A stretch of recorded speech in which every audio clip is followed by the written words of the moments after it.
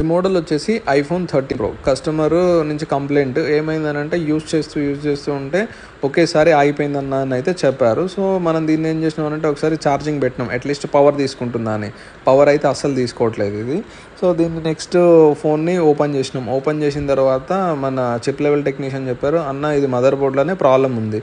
So mother బోర్డ్లో problem ఉంది కాబట్టి అసలు ఏమైందని చెప్పేసి వెరిఫై చేస్తే మనకి నెట్వర్క్ ఉంటుంది కదా, నెట్వర్క్లో కాయిల్ అనేది షార్టేజ్ అంటే బర్న్ అయిపోయింది. ఆ బర్న్ అయిపోయిన తర్వాత మనం ఏం చేసినామనంటే దీన్ని మొత్తం బోర్డ్ని ఒకసారి ఓపెన్ చేసినాం. ఇక్కడ మీకు స్క్రీన్ మీద చూపిస్తున్నాం కదా.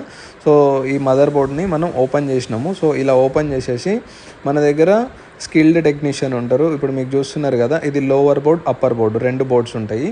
సో లోవర్ బోర్డ్లో ఏమైపోయిందనంటే మన నెట్వర్క్ ఉంటుంది కదా, నెట్వర్క్ బోర్డ్ అనేది షార్ట్ అయింది. సో మళ్ళీ దాన్ని మనం రీప్లేస్ చేసేసి ఫోన్ని మళ్ళీ నార్మల్ కండిషన్కి అయితే తెచ్చేసినాము. సో మీకు కూడా ఇలాంటిది ఏమైనా ప్రాబ్లం ఉంటే ఎక్కడికి రావాలంటే